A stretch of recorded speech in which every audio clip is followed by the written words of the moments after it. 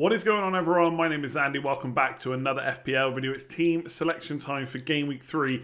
There was a lot of goals in game week 2. There were some big scores around, especially if you own Spurs players and Everton players as well. So as always in this video, I'm going to talk you through how I did in game week 2 and how I'm shaping up in game week 3, including a transfer that I've already made. So if you enjoyed this video, please do give it a like, subscribe if you're new around here, and let's take a quick look at OneFootball. So this video has been sponsored by OneFootball. If you haven't already checked it out, it's a completely free football app. You might as well give it a go and see what you think. There's a link in the description below. If you're on iOS or Android, it'll take you straight through to the store. You can download, give it a go, like I said. It's got all your team news, lineup news, and everything you kind of need as an FPL manager. Of course, all the transfer news as well. The transfer window is still open to October 5th, so it'll be interesting to see who else comes in, and this app will let you know first of all. Plus, it has all the stats and stuff from all the matches over the weekend as well. So if you haven't already, please do check it out. Link in the description below, download it and let me know what you think. So here's how I did for game week 2, and it's a good job. Last week I said at this stage of the season, game week rank and overall rank doesn't really mean too much because I was ranked around 340k, now I'm outside the top 1 million. It just goes to show you how quickly things can change at this stage of the season, and also how quickly player points can change. Everyone that did really well in game week 1 didn't necessarily do well in game week 2. There was new players who did amazing, like Son, for example, I didn't own. And I got 55 points, but I did take a 4-point hit. So only 51 in the end. So pretty low scoring, especially when I started off with 3 Everton and a 5-2 win. And I had Calvert-Lewin with a hat-trick. I had James Rodriguez with 12 points, goal and assist. And yet the rest of the week was pretty awful. I did take a hit. I bought in James Rodriguez in the end for Pulisic.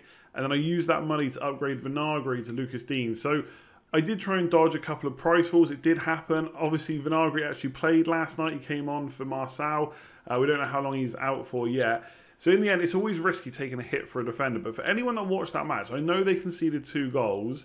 But on another day, he could have had plenty of attacking returns. He even hit the bar from a free kick. So a little bit frustrating that he didn't get any more points. But hopefully there's points in Lucas Digne's fixture, or future, I should say, not fixture, but the next fixture in the future. Hopefully there's some points.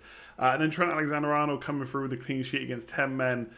Chelsea, McCarthy doing nothing. Spurs defence just absolutely awful. Luke Shaw, Man United were really bad as well. I'm hoping they can fix that quickly. I think Matic was a big miss as well, and obviously Wan-Bissaka didn't play. Hopefully these players can come back into the side soon enough. Captaincy wasn't a blank, but an assist is just not really good enough. But to be fair, when I look at that team, who else would I have really captained? Maybe Rodriguez, maybe Calvert-Lewin. Like, I joked around about captaining Calvert-Lewin, but probably was never going to go through with it. And Werner, I'm not too worried about just yet because it was 10 men against Liverpool. I wasn't really expecting too many points. And as we'll find out soon, he's got West Brom next week. And Adams, right, Che Adams, how does he not have a goal yet in the Premier League? I feel so unlucky. He's dropped down to 5.9 million as well now. Had another couple of big chances against Spurs, just couldn't put them away. Fully appreciate he's not the same finisher or maybe as clinical as Danny Ings, but he is getting into the right positions and playing well to the point where even Hassan Huot was mentioned that as well. So overall, pretty bad week. Let's see how we fix it. So I'm actually playing 4 at the back this week, which was already the plan before Saint-Maximin went and got injured. He may still be available for this weekend, but either way, he's probably on the bench for me. I was going to play 4 at the back. Anyway, that was the original plan. Could still change, which I'll talk about in a minute. I've got 0 free transfers, but that's basically because I've already made a transfer this week. Very early indeed, but I wanted to catch the price rise. So I'm on 100.1 million squad value with 0.5 in the bank. So I've caught price rises on Calvert-Lewin and Lucas Digne, but I've dropped or lost money on people like Che Adams as well. So overall, not doing too bad on the old squad value. So 4 at the back, McCarthy is a worry, right? Don't get me wrong. I wasn't expecting too much from Southampton defence, but to get pummeled by Spurs like that, a little bit frustrating. And he wasn't very good either. There was a mistake on the first Son goal, which I feel like he should have got to the ball. And I see a few people starting to talk about whether he could get dropped. I think that would be very harsh to drop your goalkeeper after just 2 games. So I'm personally not too worried about that. But I'm certainly not going to use a transfer on him. If I was wildcarding, would I change to someone else? Possibly, yeah. Someone like Martinez maybe at Aston Villa. But right now, I'm not looking at changing him. Burnley away and then West Brom at home. 2 pretty good fixtures. Could he at least get 1 clean sheet out of them? I hope so. So he's staying. Luke Shaw, like I said, I'm a little bit worried about how Man United played. They're still apparently in the market for a left back, so maybe that will change down the line. Ultimately, I think the person I've got my eye on there is Reece James. If I continue with 4 at the back, he started 2 games in a row now. Yes, I'm going to miss the West Brom game, but he's still got good fixtures after that. And for 5.1 million that he currently is, he could be amazing, very attacking, and hopefully Chelsea would have replaced Kepa by the time I need to bring him in. So Luke Shaw is on very short time with me. I need to see something this week, really, to think about keeping him longer term. Trent obviously stays, got a clean sheet, attacking returns hopefully to come. I will say Robertson has looked very good for 0.5 million less, but that is just never a transfer I'm going to make. Again, possibly on a wild card, but right now, I would never look at using a free transfer to take out Trent Alexander-Arnold. Saïss has made some mistakes in the first couple of games. He gave away the penalty. It was Man City, though. I wouldn't start writing off Wolves just because they lost to Man City. Plenty of teams lose to Man City. And Wolves' fixture run now is pretty incredible. Starting with West Ham away and then Fulham at home next week. So he's definitely staying. Am I a little bit worried? I don't know if I am. People are saying Marçal can play left centre-back. But it's not like Vinagre came on, was world-beaten against City. Made a lot of mistakes himself. Wasn't really that attacking. Would I still love him at 4.4 if he's going to play every week? Absolutely. But I think it's just too early to think that Saïss gets taken out. He played so many games last year. Hasn't put too many feet wrong this year. In just 2 games. And like I said, a bit like McCarthy, it'd be harsh to drop him after a couple of mistakes, especially against Kevin De Bruyne, right? If you're going to bring down anyone in the box, Kevin De Bruyne might as well be the person that you do it. And I just spoke about Lucas Digne. I don't think anyone created many more chances than him in game week 2. And you only had to watch the game, right? The eye test was so important for him. He hit the bar from a free kick. That would have counted as a shot off target. There were so many times when James Rodriguez is looking for his run and Richarlison's run on that left-hand side. And yes, a few of them went through to Richarlison in the end. And there was an assist from Lucas Digne, which got missed in the box. There was the free kick, which I think it was Richarlison headed. On another day, that goes in. That's another assist. But instead, the keeper just about saved it, and Michael Keane got the follow-up. So very close to points for Lucas Digne. And I think for 6 million or 6.1 that he is now, one to keep for a little bit longer. It is quite expensive, and eventually I might want to downgrade to put money elsewhere. But for the fixtures they got coming up and the form they're kind of in, I know they conceded 2 to West Brom, but I just think that partnership of Allen and Doucouré will come good eventually. It's Mina that's the biggest worry for me. I think he dropped off way too much for the first goal, and the second goal was just a worldie of a free kick. You just don't stop those. So Lucas Digne I'm pretty happy with. Forward at the back's a little bit worrying when they've just broken the amount of goals in a single weekend for a 20 game or a 20 team league. So hopefully there'll be a few more clean sheets this week when I'm playing 4 at the back. So my midfield 3, I'm playing 4 at the back, so I'm playing 4-3-3, and I have made a transfer like I mentioned at the start of the video.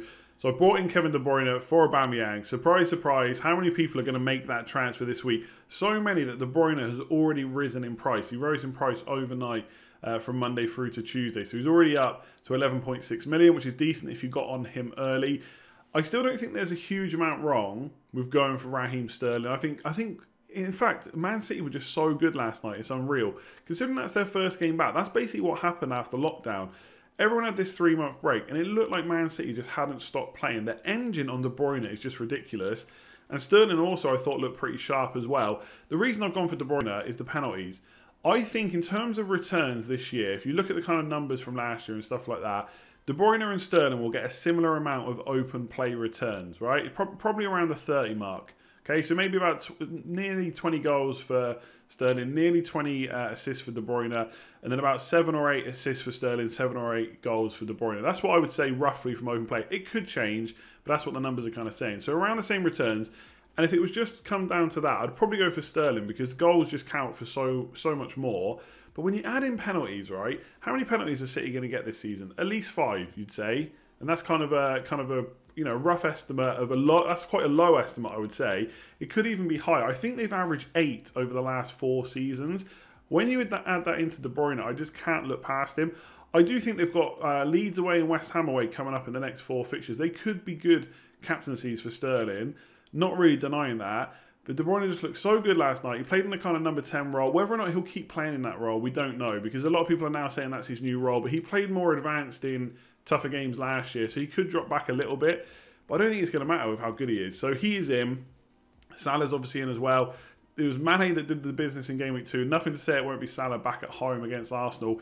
He's currently my captain. Right? And I know a lot of people are going to hate that. But Arsenal, just defensively, I still haven't seen too many improvements. And again, I'm still checking the numbers.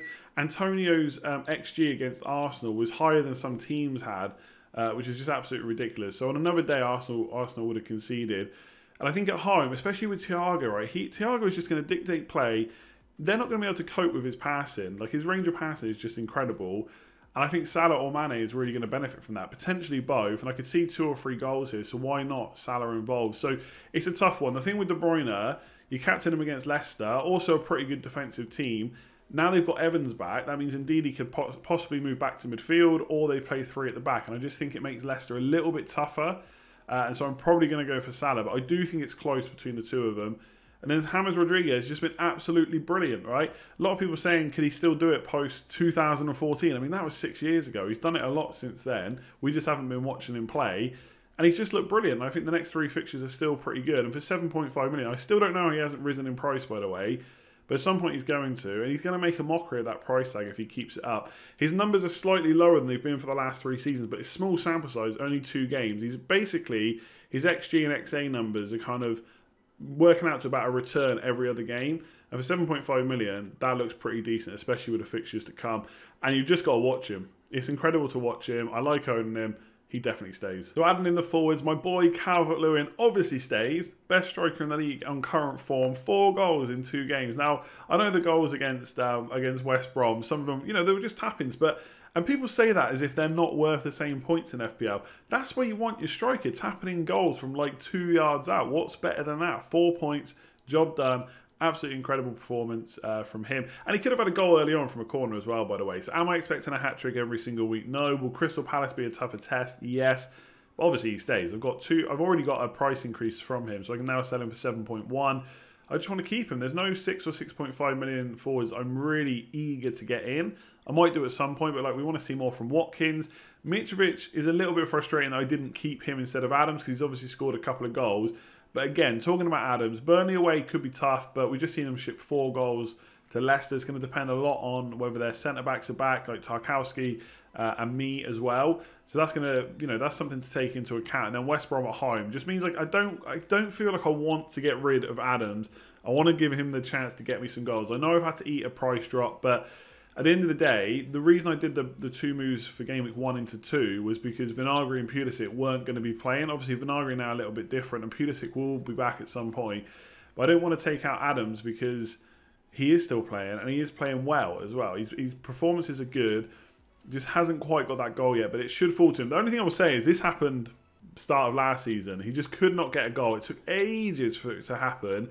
I feel like he just needs one. It's kind of floodgates open. Hopefully that comes against Burnley because them playing West Brom will be a great fixture. And Werner's actually one of the reasons I really don't fancy wildcarding because I think if I wildcard, I almost think I would probably take him out. And against West Brom, that just doesn't feel right. Now, obviously, a wildcard is set up for the long term. But when I look at this team, I just don't really know what I would change on wildcard massively. Of course, there are changes that I would make. I'd probably switch McCarthy out to someone else, although we know how badly hit some of us were with making goalkeeper transfers last year. But Werner against West Brom, the problem for Chelsea is they played Havertz on the right in the first game. Didn't really work out. Then they moved him centrally for Liverpool, but then they went and got a man sent off. And so straight away, when Christensen got sent off, it just kind of changed the game. And at that point, no Havertz on the pitch. Werner's chasing shadows. I would like to see Ziyech and Pulisic, or at least one of them in the team soon enough. That would probably help Werner as well. Whether Werner's playing central or left, I don't think it hugely matters. But I have to keep him for West Brom. I can't believe he's being sold.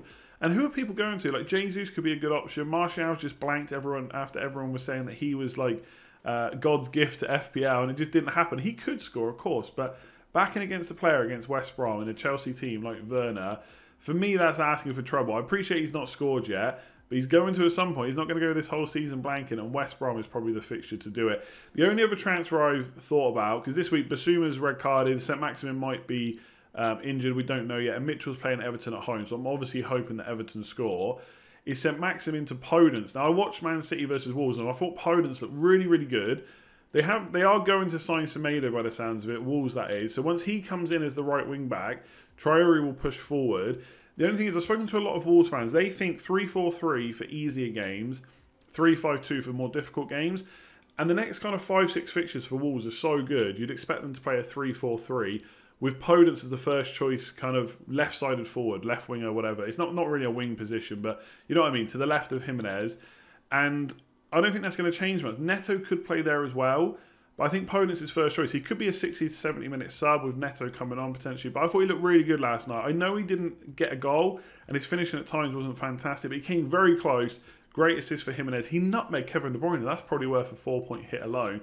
But I don't know if I want to make it. I don't know if I want to take another 4-point hit when I could just play Luke Shaw. I can see me bringing in Podence for a hit. If Luke Shaw gets a clean sheet, which I know right now doesn't necessarily look likely with Lamptey up against Shaw, but it could happen. And if it does, then suddenly Podence has got to get 10 points at least just to break even, which could happen. But I think there's no harm in saving it a week. Then Luke Shaw has Spurs at home. Then I bench him. Then I do St. Maximin to Podence for free. Yes, it's probably going to cost me 0.1 or 0.2 million because St. Maximin could drop and Podence could go up in price. But then he has Fulham at home. And I'm okay with bringing someone in at 5.6 million when they have Fulham at home and they're playing in that Wolves side. So I'm probably going to stick. Obviously, if I do make any changes, I'll put it up on Patreon as soon as I do them. But I think it's going to be a 4-3-3 for me this week. So that's it for this one. If you haven't already checked out OneFootball, like I said earlier, there's a link in the description below that will take you straight through to download it. It's completely free, so you might as well give it a go. If you enjoyed the video, please do give it a like as well. 5,000 likes on this video would be incredible. And subscribe if you are new around here. Help me hit that 125k new target as well. Quick shout out to the Patreon. So if you've not already checked this out, again, there's a link in the description below to patreon.com/letstalkfpl. There's loads of things on there. Team reveals, shout outs, kind of Slack, extra content, WhatsApp and stuff like that on different tiers. So make sure you check out the different tiers and see what they offer. And part of that is a shout out on every single video as well. So thanks to everyone that signed up. For the new guys, there's Preben G, Talau S and Mo R as well. So they've signed up since the last video. If you want to too, I'll create a new wall because we filled up the first 3, but more than happy, of course, to put up a 4th wall as well. So if you haven't already checked that out, links in the description below to absolutely everything. Hit that like button, hit that subscribe button. I'll catch you tomorrow for another video.